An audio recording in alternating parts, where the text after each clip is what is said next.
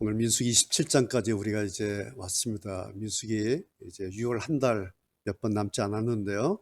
오늘 27장 아까 말씀드린 것처럼 가나안 입성 이제 직전이죠. 그리고 출애굽의 제2대 지도자가 될 여호수아를 이제 세우는 그런 장면이 민수기 27장 내용입니다. 여러분 우리가 여호수아 잘 알고 있지 않습니까? 여호수아가 누굽니까? 그냥 첫 번째로 우리가 알고 있는 것은 모세의 신복이다. 모세가 여호수아를 얼마나 사랑하는지 나중에 보면 원래 여호수아의 이름이 호세아입니다. 호세아. 그런데 모세가 여호수아 자기 그 신복 이름을 바꿔줘요. 그것이 여호수아의 뜻이 여호와께서 구원하신다. 이렇게 이름까지 바꿔줄 정도로 아주 사랑하는 그런 제자가 여호수아입니다. 그 이후로 뭐 광야에서 모세의 최측근 참모 역할을 했죠. 그리고 마음에 모세가 내 뒤를 이을 후계자로 이미 낙점을 한 그런 인물입니다. 그리고 결과적으로 가나안의 입성을 선두에서 지휘하는 가나안 입성의 영웅이 되죠. 그렇게 해서 이제 가나안 출애굽 광야 다 끝나지 않습니까? 그리고 광야 47년 이스라엘 민족의 엑소더스 47년 그 세월을 종결하는 그 선언을 합니다. 여러분 기억하십니까? 여호수아의 마지막 선언. 오직 나와 내 집은 여호와를 섬기겠노라. 이것이 여호수아가 광야 47년을 종결하는 마지막 선언입니다. 그 인물이 여호수아죠. 오늘 그 여호수아를 이제 두 번째 지도자로 세우는 취임식 현장이 민수기 27장 오늘 우리가 읽은 본문의 내용입니다. 이날 여호와께서 하나님께서 여호수아 취임을 축하하는 축사 한 주를 보내십니다. 그 축사를 모세가 대독을 합니다. 그것이 오늘 18절입니다. 내 영이 그에게 있도다. 아주 멋진, 아주 뭐 최고의 축사를 하나님께서 여호수아 취임하는 날 모세를 통해서 전하게 하신 거죠. 내 영이 그에게 있도다. 히브리어 성경으로는 여호수아는 영이 있는 사람이다 이런 뜻입니다. 그리고 한글 개역 성경에는 신에 감동된 자다. 여호수아는 신에 감동된 자니 이렇게 번역이 되어 있습니다. 여러분 신이라고 하는 것은 뭐 하나님 신을 말하죠. 즉 성령을 이야기합니다. 그러니까 결국 여호수아는 신에 감동된 자다. 여호수아 안에는 영이 머물러 있다. 그런 뜻이 되겠죠. 그리고 하나님의 신이 그 안에 있는 사람, 이 사람이 여호수아다라고 공식적으로 선언한 것이 오늘 취임식 축사입니다. 그러니까 무슨 뜻이겠습니까? 여호수아 안에는 하나님의 영, 즉 성령이 머물러 있다. 즉 여호수아는 이제 성령이 그 안에 있는 사람이다. 이런 뜻이겠죠. 자, 그렇다면 여러분, 여호수아가 처음부터 이런 사람이었는가라는 거예요. 모세에게 부름을 받았을 때, 그리고 성경에 여호수아가 처음 등장했을 때, 그때부터 여호수아가 이런 인물이었는가? 아니면 여호수아가 언제부터 이런 사람이 되었는가? 이걸 한번 따져볼 필요가 있습니다. 오늘 이 하나님의 취임사 축사 이 한 줄 말씀을 우리가 잘 이해하려면 민수기 11장, 오늘 우리가 27장 읽었는데 오늘 27장을 이해하기 위해서는 민수기 11장에 나오는 38년 전 사건 돌아가야 돼요. 그 38년 전 어떤 사건이냐니까 만나를 가지고 이스라엘 백성들이 불평했던 사건이 있죠. 그 현장 다시 돌아가 봐야 됩니다. 여러분 기억나시죠? 이스라엘 백성들이 만나만 처음에 먹고 감사하다가 너무 물리니까 우리가 애굽에 있을 때는 뭐 생선도 먹고 수박도 먹고 부추도 먹고 마늘도 먹고 하면서 막 불평하면서 막 모세에게 달려들었지 않습니까? 그리고 모세가 너무 기가 막히고 너무 억울하고 너무 막 화가 났겠죠. 그러니까 어떻게 합니까? 하나님께 갔죠. 가서 뭐라 합니까? 하나님 저를 죽여주십시오. 나 이 사람들하고 못하겠습니다. 나 이런 거 꼴 못 보겠습니다. 그러면서 모세가 하나님께 달려들어서 막 자기를 죽여달라고 그렇게 막 부르짖고 그런 일이 38년 전에 있던 사건이죠. 그때 하나님께서 모세를 위로하시기 위해서 모세야 너 혼자만 있는 게 아니야 하면서 모세에게 70명의 장로들을 붙여주십니다. 세워주세요. 너 혼자 그렇게 외롭고 너 혼자 그러지 마. 그런 일이 있는 거예요. 그러고 나서 이 70명의 장로들에게 하나님의 신이 성령이 임해서 예언하는 일이 막 일어납니다. 그러니까 하나님의 성막에서 장로들이 막 예언을 하기 시작합니다. 그러니까 사람들이 막 깜짝 놀라면서 집중하면서 그 장로들이 예언하는 걸 막 듣고 있었어요. 그때에 그 자리에 없던 사람들이 멀리 떨어져 있는 사람들이 막 자기 텐트에서 예언한다는 소문이 들린 거예요. 그래서 이제 모세의 신복인 여호수아가 찾아가서 확인하러 갔습니다. 그 사람들이 누구냐니까 엘닷과 메닷이라고 하는 두 사람이 자기 텐트에서 막 예언을 하고 있는 거예요. 그러니까 여호수아가 이 사람들 뭐야? 이거 뭐 미쳤나 하면서 다시 돌아와서 모세에게 보고를 합니다. 뭐라고 보고하냐니까 선생님, 저 사람들 이상해요. 저 사람들 저짓하지 못하도록 막아주십시오. 라고 보고를 합니다. 그때에 모세가 그 보고를 듣고 여호수아에게 한마디를 하세요. 뭐라고 하냐니까 그래 알았어 내가 금하게 이렇게 하지 않고 이렇게 말합니다. 여호수아 네가 지금 나를 위해서 너 질투하는 거야? 이렇게 얘기를 해요. 그러니까 여호수아가 좀 뜨끔하겠죠? 놀라겠죠? 그러면서 모세가 하는 말이 이 말이에요. 나는 오히려 이 여호와의 백성이 우리 이스라엘 모든 백성이 다 예언을 했으면 좋겠다. 백성 누구나 할 것 없이 다 예언을 했으면 좋겠다. 왜? 여호와께서 그의 영을 하나님의 영을 우리 백성 모두에게 내리셨으면 좋겠다. 이런 말씀을 하시는 거예요.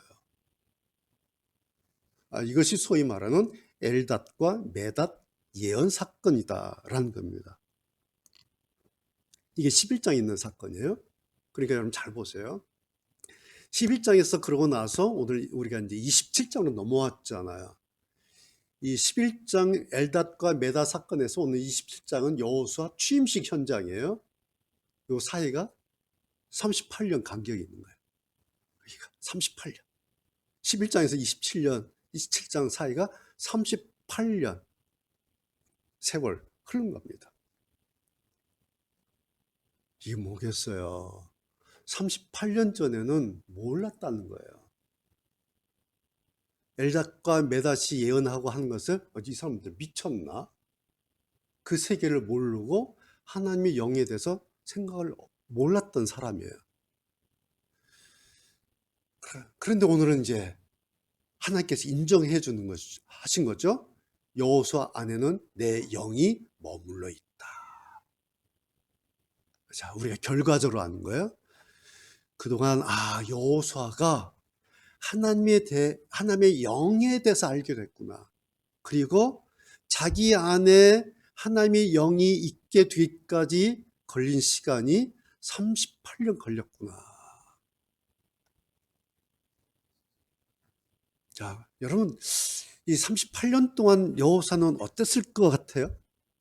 38년 동안 여호수아에게 어떤 일이 무슨 일이 일어났겠는가라는 겁니다. 자, 여기서부터는 우리가 성경의 행간들을 읽어야 됩니다. 자, 일단 여러분 오늘 27장 그 취임식장 현장을 우리가 이렇게 읽어보고 그림을 떠올려 봤는데 한 가지 좀 이상한 거 보입니까? 갈렙 보여요? 갈렙이 없죠. 우리가 안 상식은 뭐예요? 여호수아가 나오면 갈렙이고 갈렙이 나오면 여호수아예요. 갈렙과 여호수아는 한 세트예요. 그렇죠? 갈렙과 여호수아, 여호수아와 갈렙 이렇게 나와요. 그런데 오늘 이 중요한 이 결정적인 이 취임식장에 갈렙이 없는 거예요. 그럼 갈렙이 누구예요? 자, 다시 14장 38년 전으로 돌아가요. 가나안 정탐했죠? 그때 사람들이 가데스 바네아에서 막 반역하고 울고 불고 막 난리 나요. 그래서 그때 하나님께서 너희들 광야 40년 될 거다. 그런데 갈렙과 여호수아는 제외된다. 갈렙과 여호수아는 가나안 땅 들어갈 것이다. 라고 선언했던 적이 있죠. 그때 장면을 성경이 이렇게 기록하고 있어요. 여러분 들어보세요. 약속의 땅에 오직 여분네의 아들 갈렙과 눈의 아들 여호수아만이 들어갈 수 있다. 14장 30절에 이렇게 되어 있어요.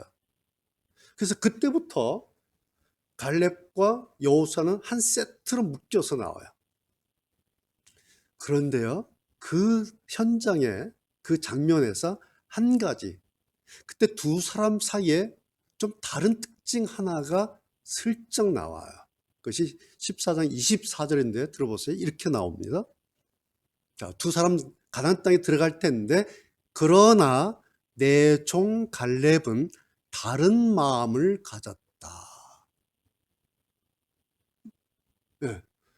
갈렙과 여호수아가 두 사람만이 이제 살아서 가나안 땅 들어갈 텐데, 그런데 내 종 갈렙은 다른 마음을 가졌다. 이런 말씀이 나와요. 그렇게 설명이 나오는데 이렇게 설명이 됩니다. 갈렙은 나를 온전히 따르고 있다. 따라서 나는 그가 이미 본 땅으로 갈렙을 데리고 가겠다. 그리고 그의 자녀들은, 갈렙의 자녀들은 그 땅을 차지하게 될 것이다. 자, 여러분 보세요. 나중에 가나안 땅에 들어갈 수 있는 사람은 갈렙과 여호수아 두 사람 모두 다 들어가요. 그리고 가나안 땅에 들어가기에 갈렙이나 여호수아 둘 다 충분한 사람, 하나님께 인정받은, 약속받은 사람이에요. 보장이 되어 있어요. 그리고 나중에 두 사람 다 들어갑니다. 그런데 여기서는 왜 유독 갈렙만을 따로 언급하고 있을까라는 거예요. 그것도 아주 의도적으로 오직 내 종 갈렙 이렇게 돼 있어요. 여기 여호수아가 빠져 있어요.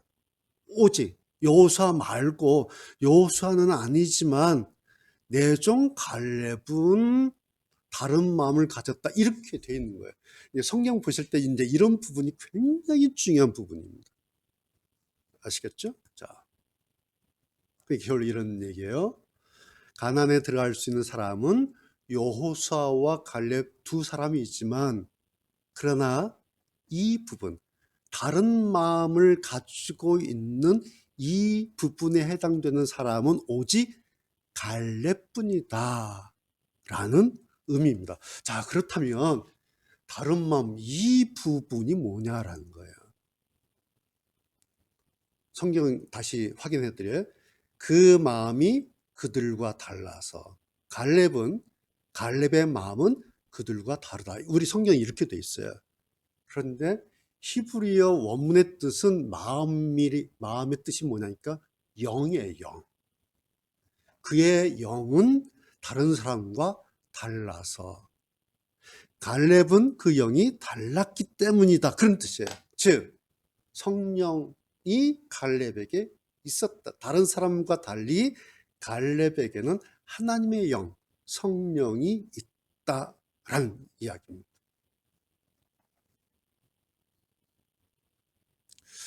그런데 그때 갈렙에게는 다른 마음, 성령이 있었다고 언급이 됐는데, 이 부분에서 그때는 왜 여호수아가 제외됐을까라는 거, 이것이 오늘 우리가 해결해야 될 숙제고 오늘 본문의 메시지입니다. 자, 이걸 이제 풀어가야 되는데 키가 하나가 있어요. 이 해석 키가 어디 있냐니까 아까 말씀드렸던 11장 그 엘닷과 메닷 사건, 그 안에 들어가 있어요. 자, 다시 말씀드려요. 38년 전에 이제 70명 장로들이 예언했다고 그랬죠. 그 다음에 엘닷과 메닷, 이 두 사람도 예언을 막 하고 있었어요. 그때는 38년 전, 그때는 여호수아가 그런 일들을 전혀 인지하지도 못했던 때고, 이해하지도 못했던 때입니다. 그래서 막 화가 나서 씩씩거리면서 모세한테 와서 저 사람들 그만하고 그렇게 고발했던 겁니다. 왜? 이 사람들 하는 태도를 이해를 못하는 거예요. 그게 뭔지를. 자, 그런데 그때의 엘닷과 메닷에 대해서 성경은 이 두 사람을 이렇게 소개하고 있어요. 이 두 사람은 어떤 사람이냐니까 영이 그들에게도 내려왔습니다. 하나님의 영이 엘닷과 메닷 이 두 사람에게도 내려왔습니다. 무슨 뜻이겠어요? 그들에게도 신이 하나님의 영이 성령이 임한 사람입니다. 그런데 여호수아는 그런 것을 전혀 인지하지도 이해하지도 못했습니다. 그런 뜻이에요.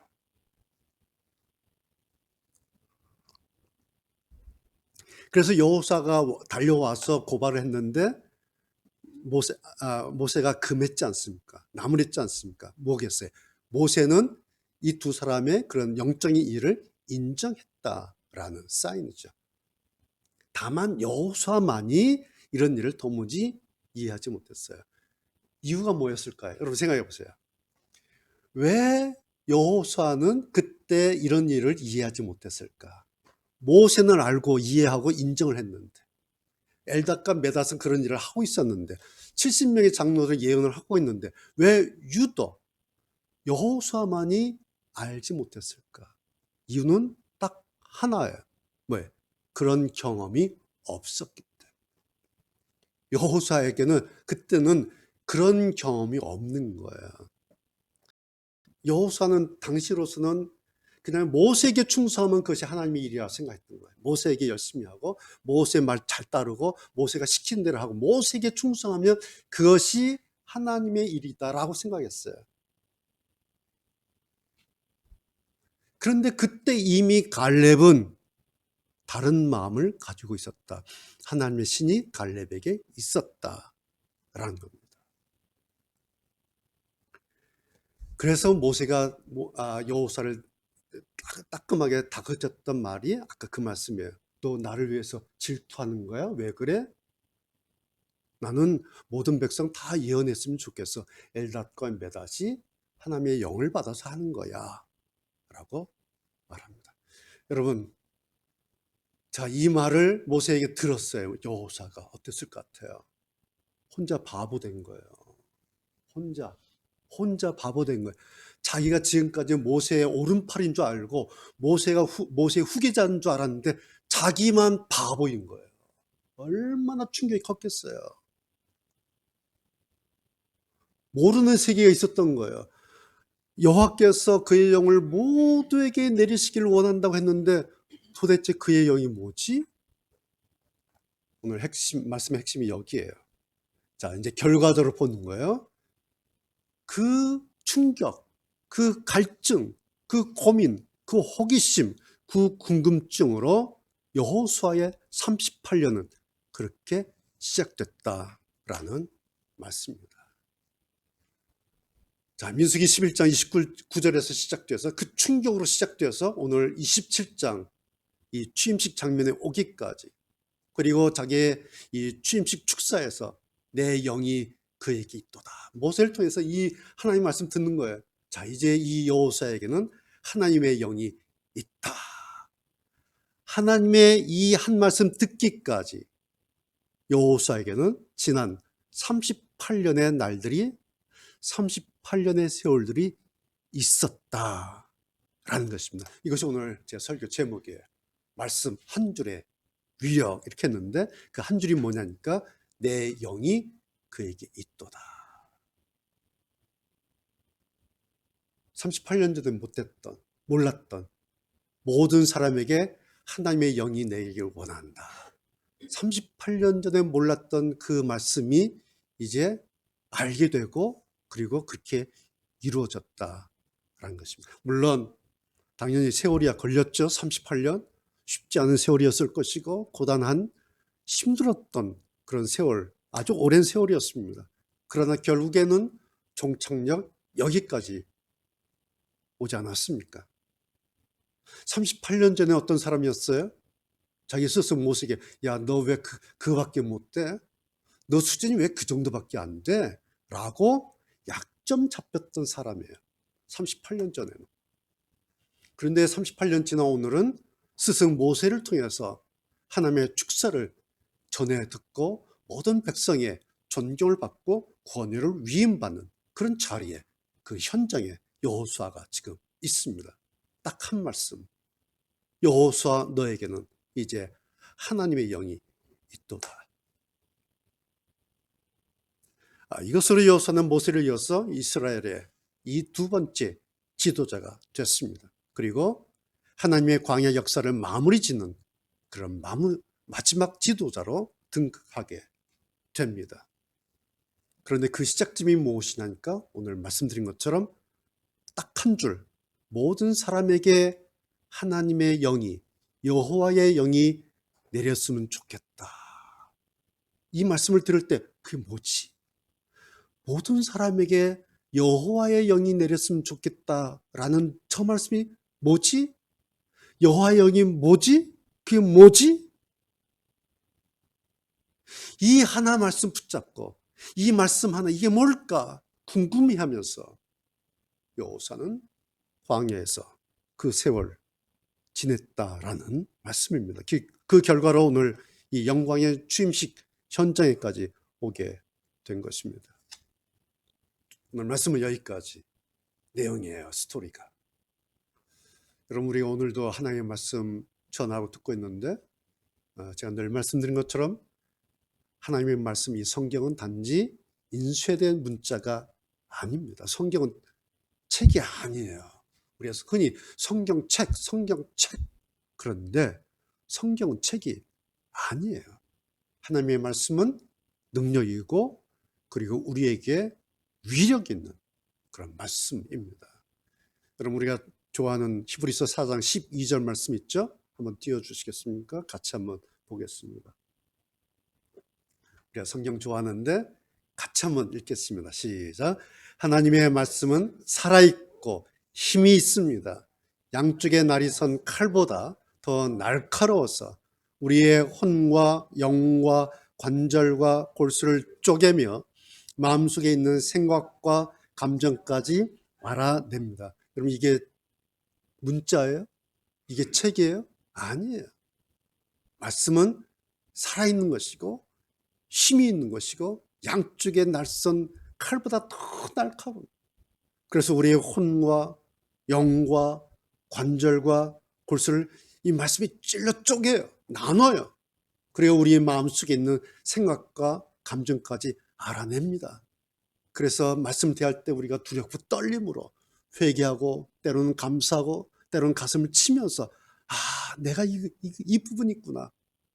뭐가? 말씀이 비수같이, 말씀이 때로는 칼같이, 말씀이 능력 있는 살아있는 것처럼 생명같이 우리에게 다가올 때 우리의 삶이 변화되고 우리의 약한 부분이 강해지고 우리의 병든 부분이 치료되는 이 살아있는 힘인 이것이 오늘 우리가 가지고 있는 하나님의 말씀입니다. 여러분, 우리가 성경 66권 얼마나 좋아요. 그렇죠? 여러분, 성경 구절 가운데 좋아하는, 사랑하는, 늘 묵상하고 암송하고 하는 구절 하나 있어요. 딱 여러분, 당신이 좋아하는 성경 구절 뭡니까? 물어보면 이겁니다. 혹시 뭐 있으세요? 뭐 여러 가지 있겠지만 그 중에 하나만 잡아보세요. 대보세요 하면 저는 이겁니다. 저는 이 말씀이에요. 요한복음 8장 32절. 진리를 알지니 진리가 너희를 자유케 하리라. 제가 좋아하는 말씀 많이 있는데 그 가운데 딱 하나 고르라 하면 저는 요한복음 8장 32절 이 말씀이에요. 진리를 알지니 진리가 너희를 자유케 하리라. 왜 그럴까요? 저는요, 여러분도 그러시겠죠. 제일 좋은 거 뭐겠어요? 난 자유하고 싶은 거예요. 너무 자유하고 싶어요.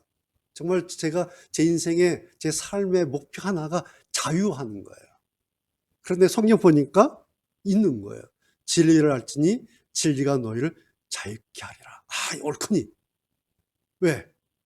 그냥 제 삶의 목적이 자유를 마음껏 누리고 자유를 좀 만끽하고 좀 자유의 몸이 되고 싶은 거예요. 그래서 그 방을 보니까 성경은 진리를 알아야 된다 이렇게 돼 있는 거예요. 여러분 진리가 뭐겠어요? 여러분 진리가 어디 있겠어요? 그래서 성경을 판 겁니다. 왜? 자유하고 싶으니까. 자유하는 삶을 살고 싶으니까. 여기에 내가 원하는 진정한 자유의 길이 있다고 하니까 막 성경을 막 파보는 거예요. 도대체 어떻게 해야 내가 자유할 수 있는가? 막 파보는 거예요. 여러분 저는 개인적으로 그렇게 생각해요. 내가 오늘날 그나마 이만큼 내가 자유하고 그것을 이만큼 내가 행복한 이유 하나가 뭘까? 성경에서 그렇다 하니까 그냥 성경 따라 그래 보는 겁니다. 성경이 그렇다고 하니까 성경에서 방법을 찾아보는 겁니다. 그래서 그 결과로서 그래도 이만큼 제가 자유하고 그래도 이만큼 행복한 거 아닌가 그런 마음 가져요.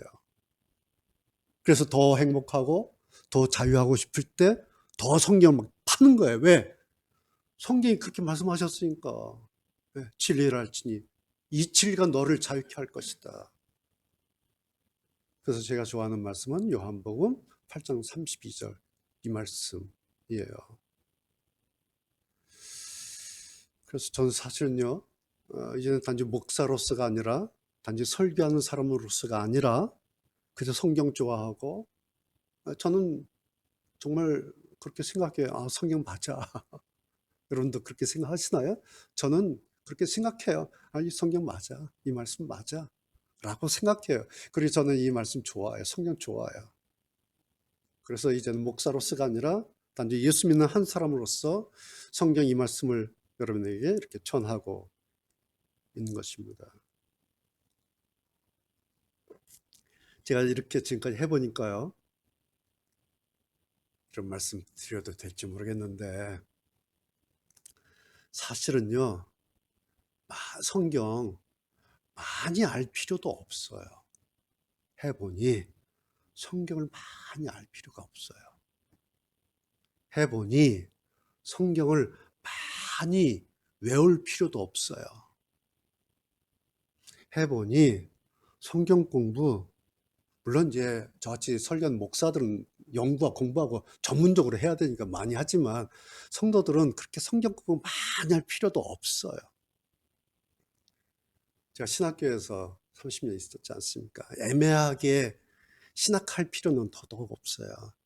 신학 오신 분들 이렇게 상담하고 만나보면 왜 신학 왔는가 애매해요. 애매해.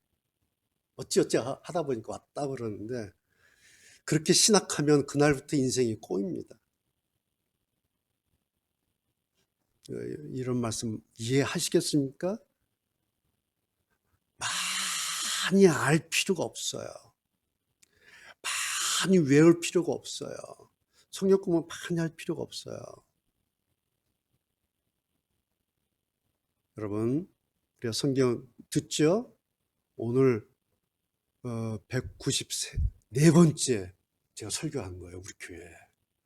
그러니까 194번 여러분이 설교를 들으셨다는 얘기예요. 제 설교만.